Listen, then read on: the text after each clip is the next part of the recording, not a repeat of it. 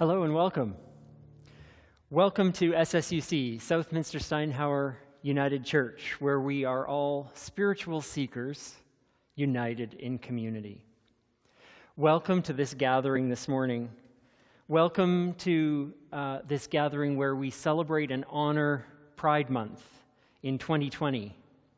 A Pride Month like no other, and yet with similarities that we will connect to what has gone before, and ways that we can honor this Pride Month together in 2020.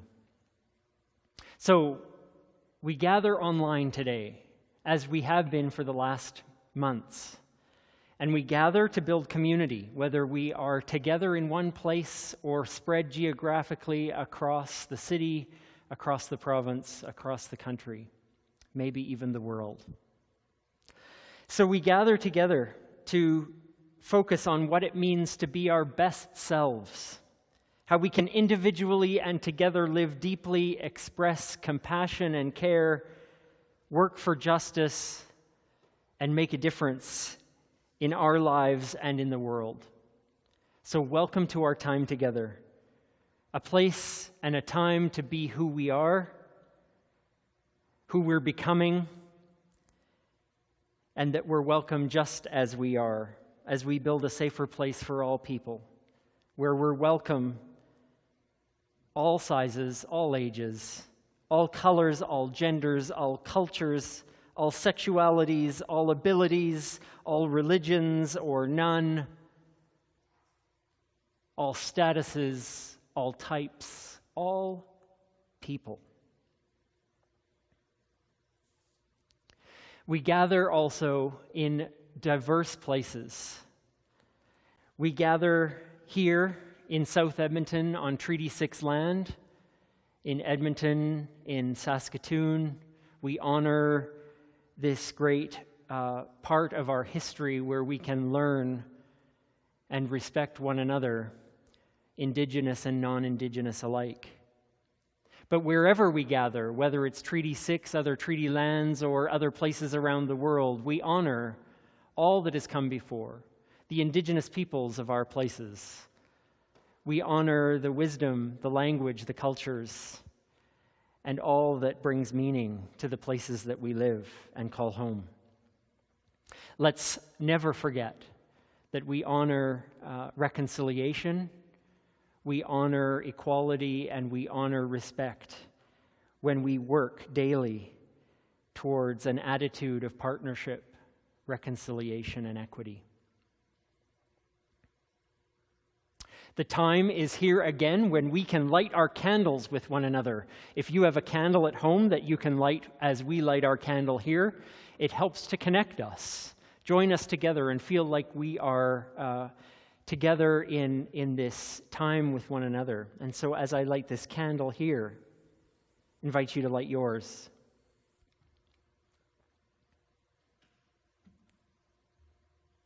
May our lights remind us to shine in our own ways, just as we are. May we experience our connection to each other and to the world and recognize our importance to light our corner of our lives, to let our light shine on ourselves and on everyone else, to experience life and aliveness, who we are, our value, our place in our circle, our love and our dreams that brighten our days, even as we are faced with challenges. And so in this light, we draw our circle together wherever we happen to be, and we gather together with a song. I invite you to sing along.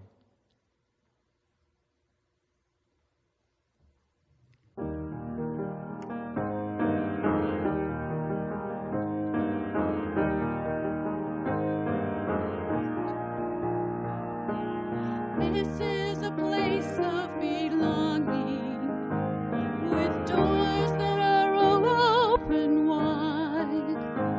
Community grounded in justice and love, inspiring acceptance and pride. Never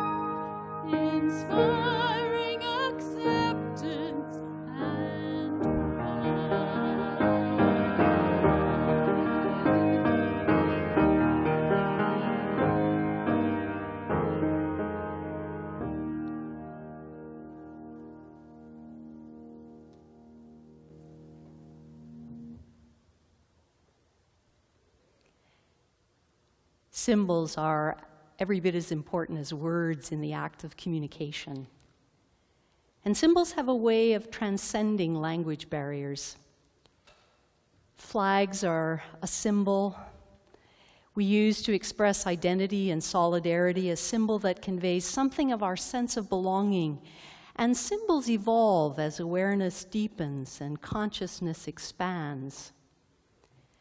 The multicolored striped rainbow flag has been a symbol of pride and solidarity in celebrating the diversity of human sexuality. A rainbow flag was originally designed by Gilbert Baker, a San Francisco gay rights activist, alongside Harvey Milk. It began as an 8-striped flag, first flown in the San Francisco Pride Parade in 1978. It retained a pink strip at the top as a way of incorporating the symbol of the pink triangle, which had painfully identified the gay community during the Nazi era. And by incorporating it into the first flag, it was a way of reclaiming and reframing and revisioning that symbol. By 1979, the pink and turquoise stripes were removed, and we have flown the 6-striped rainbow flag for over 40 years as a symbol of pride and affirmation and solidarity, a celebration of diversity, a symbol of pride in the LGBTQ2S+ community. As awareness of gender identity and racial diversity has risen, a trans flag was created with stripes of pink and blue and white. And some communities adapted the rainbow flag to include a black and a brown stripe at the top to celebrate the colors within the communities of various sexual orientation and gender identity. In 2018, a new progress variant of the flag was introduced, which we now raise in our space. It places a chevron on the left side of the flag, or as we've hung it at the top of our flag, to celebrate the colors within our community and also to honor not only sexual orientation but also gender identity.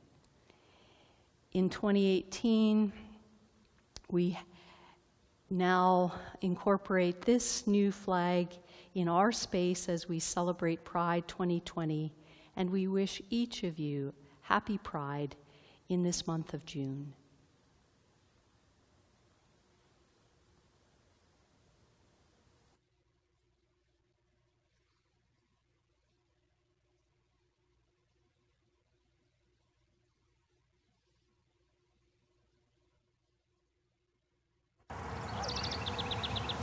In the quiet suburbia of southern Edmonton, Southminster Steinhauer United Church is at the forefront of the affirming movement in Alberta.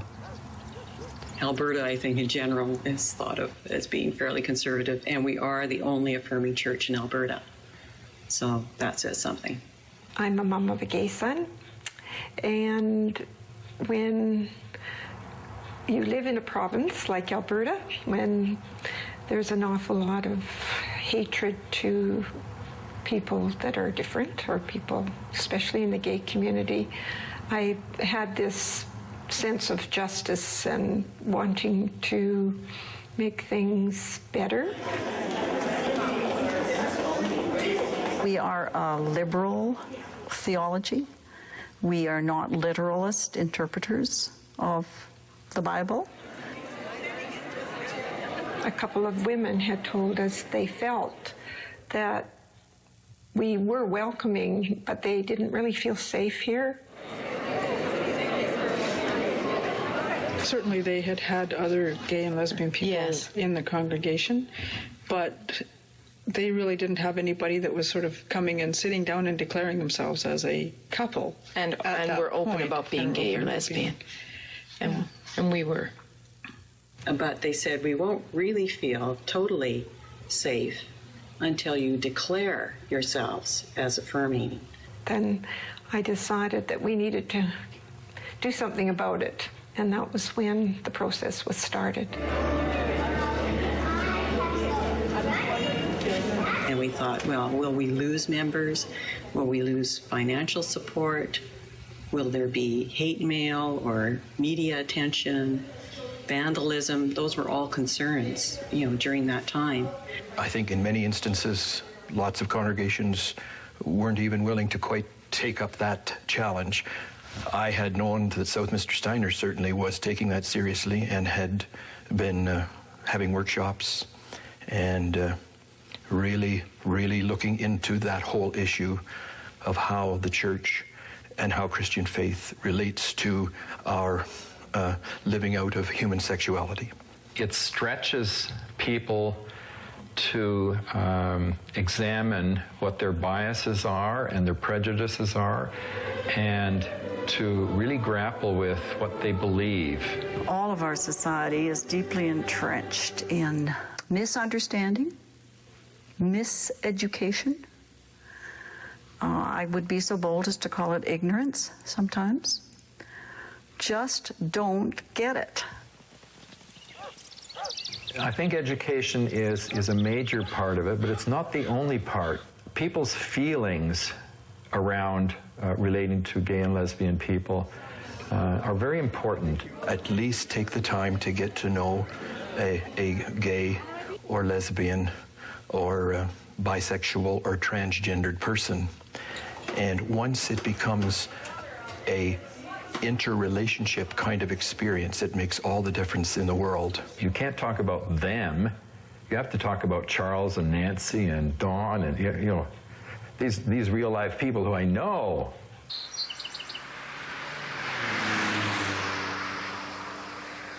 I decided to apply for the position as an openly lesbian person who was partnered.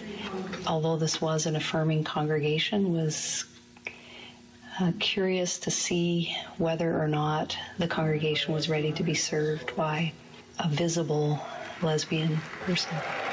I grew up in the 50s and 60s when being gay and lesbian was not an okay thing, especially not in the church. And so it wasn't even a question of being able to be open or out or ask questions or try to come to terms with your sexuality. It just wasn't acceptable. We only had one phone call in this whole period where somebody called and said, I think you should take a 2x4 and hit yourself up the side of a head, and then he hung up.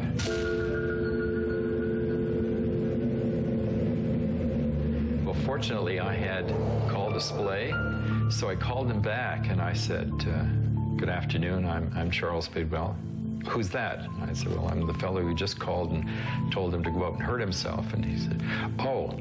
I said, I don't know what I have done to hurt you to the point where you would want me to do that, but I understand you don't agree with me, and I wish you well and hope you find peace, and all I'm asking is that you grant me the freedom to be who I am. I'm sorry I ever said that. There was a lot of vitriol in the newspapers about anti-gay stuff, and people like us were described as being really subhuman, and so you knew that some people sure didn't like your values. I think it's important for congregations not to discriminate, period. Doesn't matter about orientation or color or gender. Whether it's racism or sexism or homophobia or ageism or classism, are ways that we as human beings put down others. It was a simple justice issue for me. We had to make these people truly feel welcome.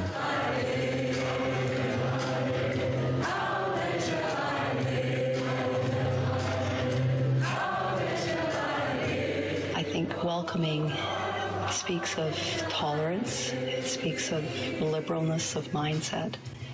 Affirming speaks to me of a community committed to advocacy, to ongoing justice. Every congregation has gay and lesbian people who are a part of their congregation. What becoming affirming says to people that you already know and love is that we would like to see more folk like you be with us, journey with us, be in community with us.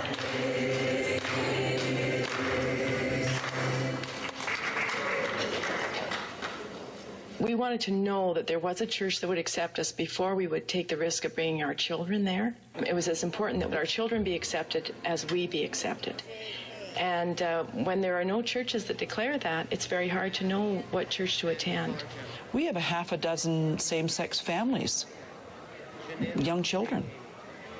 I mean, brand new babies that wouldn't be coming to this church if we weren't an affirming congregation. Some who are raising children from marriages, heterosexual marriages that one partner or the other had been in at an earlier time in their life, and many gay and lesbian couples who are choosing to adopt children or choosing to parent children through artificial insemination or other means. I think that it's a wonderful spiritual journey to go through this process. Don't be afraid to take such a process on. Be ready for the intensity of it. We're not going to run away and hide. We're going to live our life openly, and we have no intention of letting other people claim Alberta as their territory. It's our territory too. To be an affirming congregation where persons of all sexual orientations are welcomed and affirmed. So this is where we stand now, our new mission statement.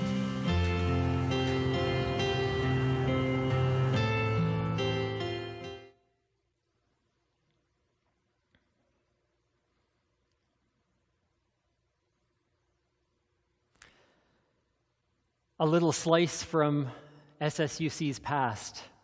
And although many things have stayed the same, in the past 14 years since that video was created, we continue to learn. We continue to define and redefine what it means to be affirming, to be proud of who we are born to be and becoming. And so as we learn to expand that definition to include so many different things, to include gender identity, to include the trans community, to include people of color and our Indigenous brothers and sisters, we continue, and Two-Spirit people, we continue to expand what it means to be an affirming people. And I hope that when we revisit this in a year, in 5 years, in 16 more, we'll see that the journey never ends. And we continue to walk together in pride parades, in protest, and together as one. Today, I want to invite you to share with us right now, if you've got a computer, a phone handy, either email us or text us at those with the information on your screen. And would you share with us one of your best pride or affirming memories of SSUC?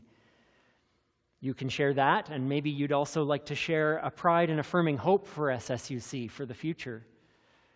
one or both of those, please share with us. We'll have a chance a little bit later in our gathering to share some of your responses. So email, text us now some of your best memories and hopes.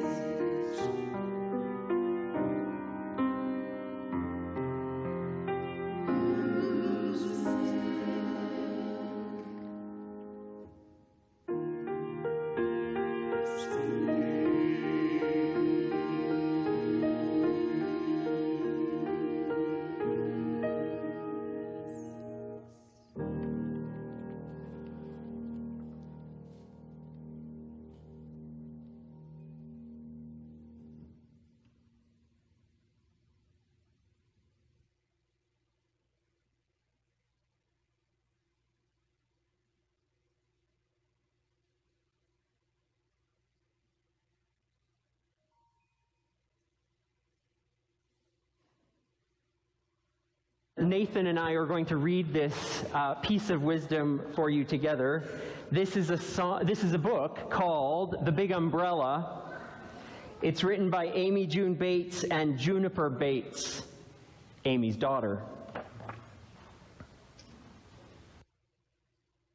By the front door, there is an umbrella. it is big. It is a big, friendly umbrella. It likes to help.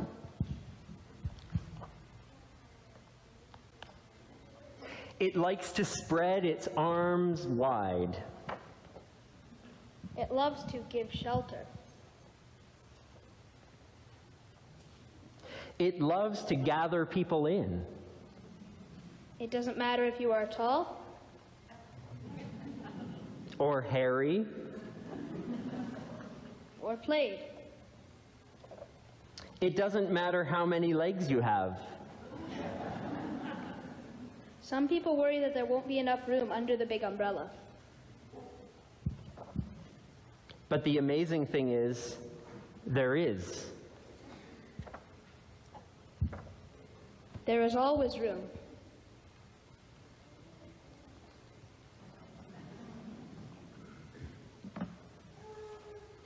Many places and things can act as a big umbrella. Our home and family can be a big umbrella. Our school can be a big umbrella. Our choirs and our groups can be a big umbrella. Our neighborhoods can be a big umbrella. Our spiritual communities can be a big umbrella. So, Nathan and I want to say that whenever you have a chance to open a big friendly umbrella that has enough room for everyone, we hope you'll open it.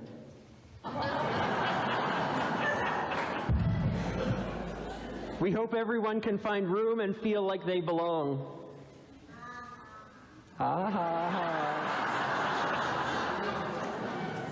He knows a bad joke when he hears one.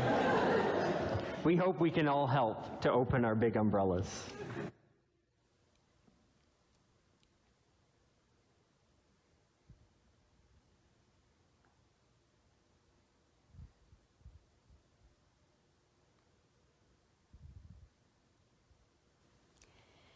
These are the words of Amy Zucker Morgenstern, a minister in the Unitarian Universalist tradition with a congregation in Palo Alto, California. Her words, each of us a jewel. The Hindu god Indra is said to have created reality as a great net, with jewels at each intersection of the threads.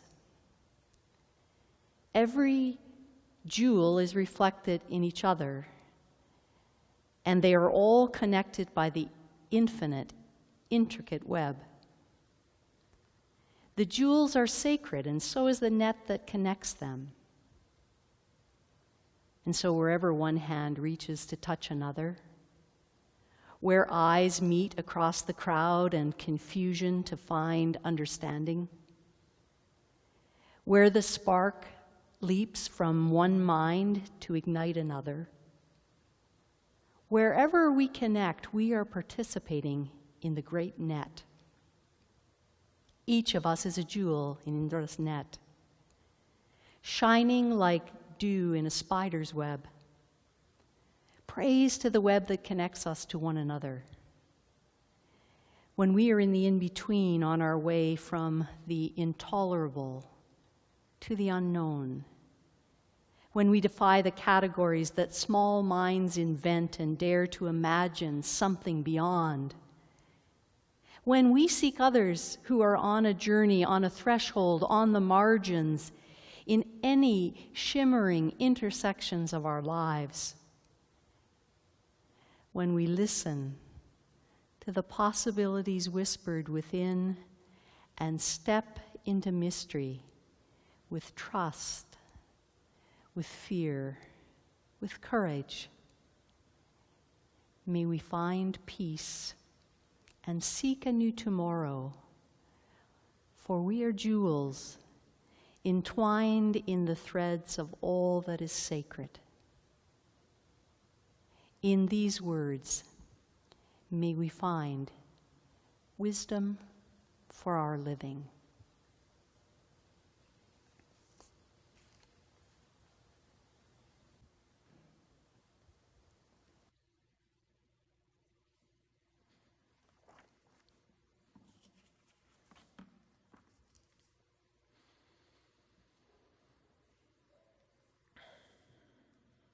I want to thank Amy Zucker Morgenstern for so many wonderful images in that writing, one of which was comparing Indra's web to a spider's web.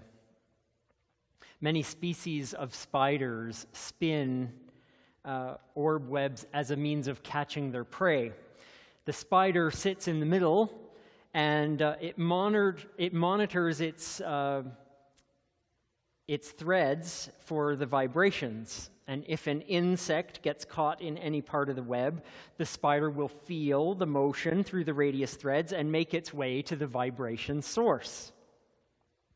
And those spiders use the sensory signals they get from their web, not just to catch lunch, but also to access lots of things. The wind patterns, to find the best locations for their webs, and to inform the design, the thickness of the silk, and the tension of their webs.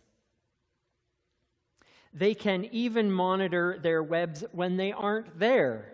They create something called a signal thread that lets them feel what's happening on the web while they are safely hiding and retreating close by.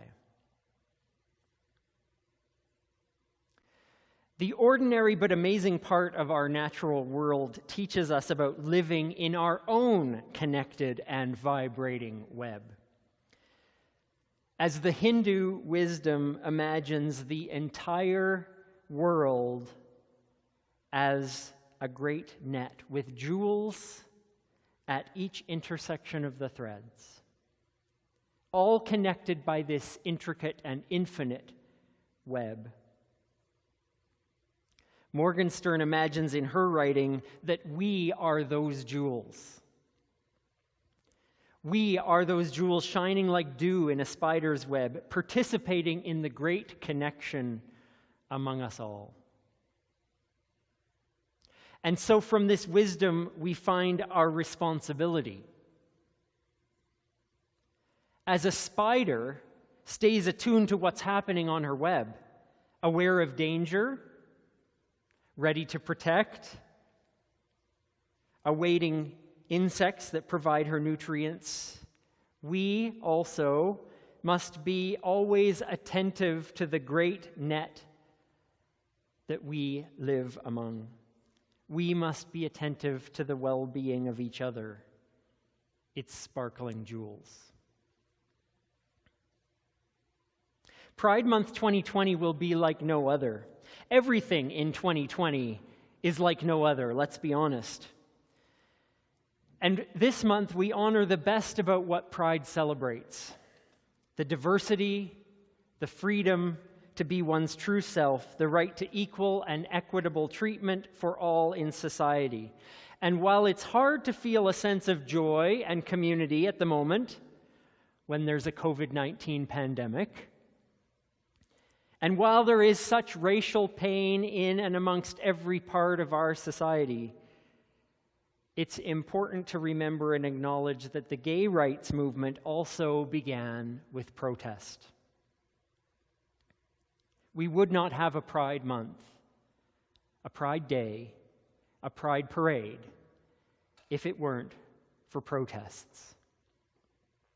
It began in June of 1969 at the Stonewall Inn, a popular gay bar in New York's Greenwich Village. Police regularly raided gay bars, often harassing and arresting patrons based on their sexuality or even presumed sexuality. And on the night of June 28th of 69, black gay men, lesbians, drag queens, trans women led the fight against the brutality towards the gay community. Riots and protesting continued throughout the night, lasted for several days, becoming what we now know as the Stonewall Uprising, and serving as the real catalyst for the modern gay rights movement. In 2020, Pride continues, not with parades, but returning to protest. In solidarity with all of us who demand that Black lives matter, for equality, fairness, justice, an end to the systemic racism that plagues every facet of our living as individuals, as institutions, as a culture. So today, on a day when we honor Pride Month, let's remember that we are part of this intricately connected web. Let's remember that during the pandemic, many lesbian, gay, bi, and trans youth have been forced to be quarantined in unsafe homes. They've been enduring this pandemic in shelters on the streets and in perilous situations.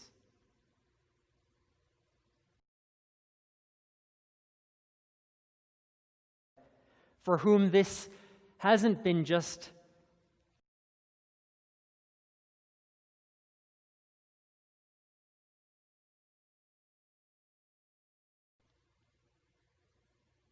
let's be attuned to those in the web that need us now more than ever.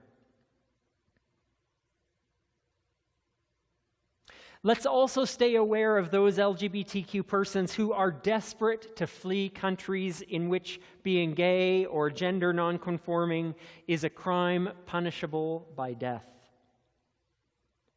by constant beatings, by excommunication, shaming, and rejection from family and society. Let's not forget that shutting down the political mechanisms for accepting refugees and the lack of international travel has put many lives at even greater risk.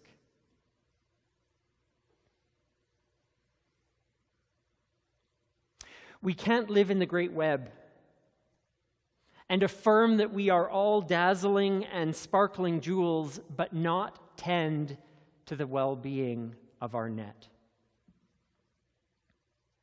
In this unique time, to honor Pride Month, all it has meant, all it will continue to mean, our call is as the writer has penned.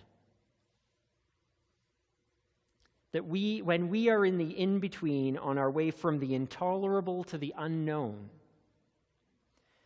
when we defy the categories that small minds invent and dare to imagine something beyond, when we seek others who are on the journey, on the thresholds, on the margins, in any of the shimmering intersections of our lives, we will seek peace and seek a new tomorrow. Because we are jewels, each and every one of us, entwined in the threads of all that is sacred. May it be so for us today and in the days ahead, in all the days of Pride, and every day. And may it be so in so many ways.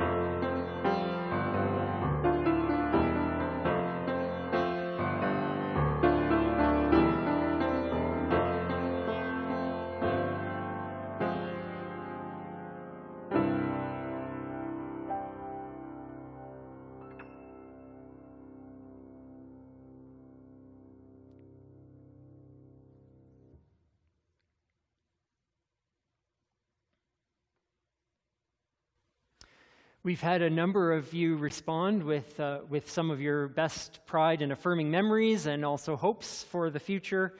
To share just a few of those, let's do that now. Jim wrote in and said he remembers an enlightening trip to the Banff Men's Conference with Reed Sherman, who was an out gay man, and the wonderful conversations that they shared with one another.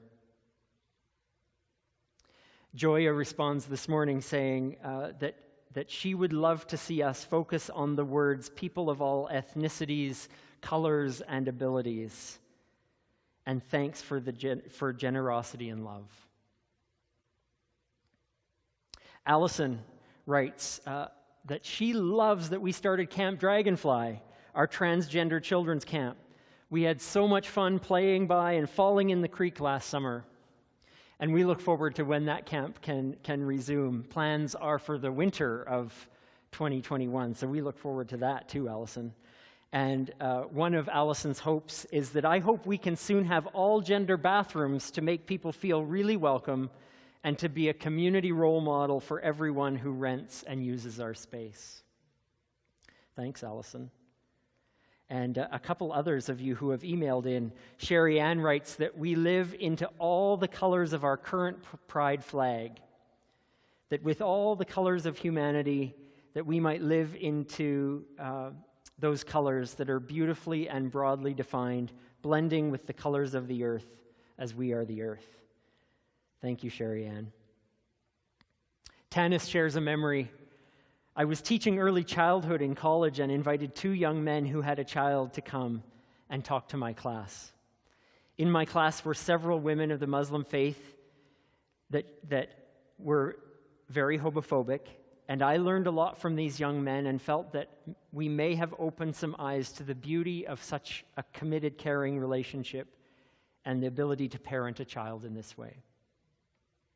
Thank you, Tanis. Nell responds that seeing same-sex families in our community with children makes a huge difference. It defines for all of us and redefines and expands what family means. And here's someone who responded. I have no name, but a happy memory. Nancy and 3 others from SSUC coming to an Exploring Affirming Church workshop at Spruce Grove as we began the process there. Their gentle and affirming presence gave a wonderful beginning to our journey there. Later, Sherry Ann Chapman also came to Spruce Grove to lead a critical discernment process that became our final step toward becoming an affirming congregation. SSUC's leadership has made a real affirming difference. And one more from Sandra and Art. After withdrawing from the United Church in 1988, it was many years before we found ourselves at SSUC in the early 2000s. Soon we became immersed in this loving and welcoming community, and as we learned about truly affirming all, in the spring of 2007 or so, our daughter came to us and shared she had a new love in her life. Yes, there she was coming out to us. By this time, we had moved so far away from where we were in '88. The community of SSUC helped us move from our judgment and bias to loving acceptance and understanding. And we're so grateful to SSUC. Whew! Sandra, how dare you? We welcomed our daughters sharing with abiding love and consider ourselves so blessed to ultimately welcome her wife to our family. Thank you, Sandra and Art, for that meaningful story as well. If you'd like to continue sharing some of your stories and some of your hopes, please continue this week to submit them. We'd be happy to share them in our newsletter this week.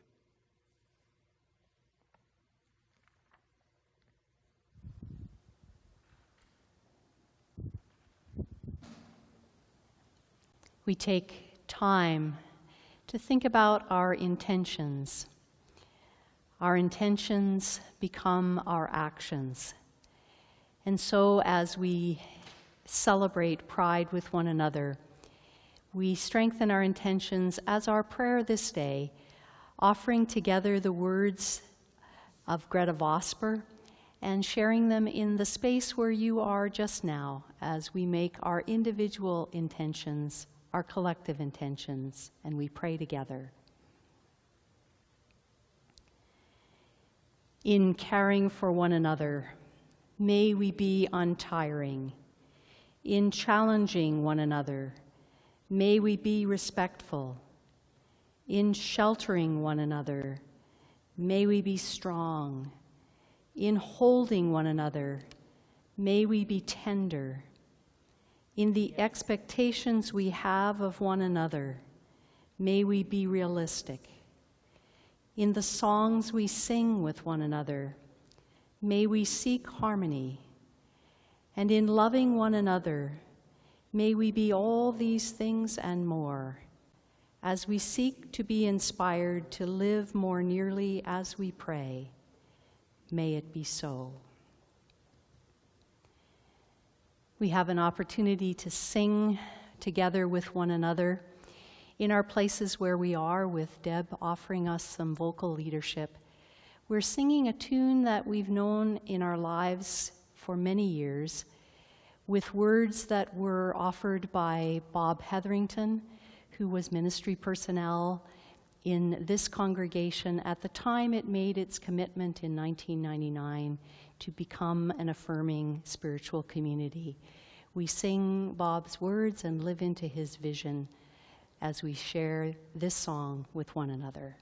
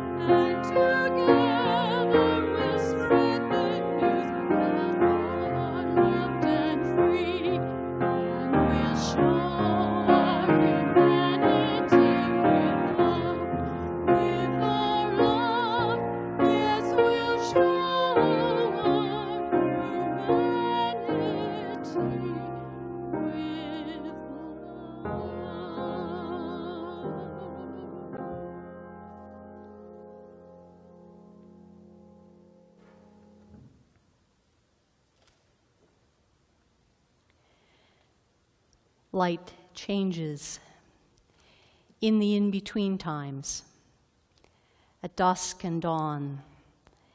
We change our light together from the individual flames we have lit into the collective energy of a cloud of smoke. We celebrate the light we each bring and the energy we create together, that pride may swallow all shame. Acceptance may honor great diversity. and love may again prove itself to be stronger than fear, greater than hate.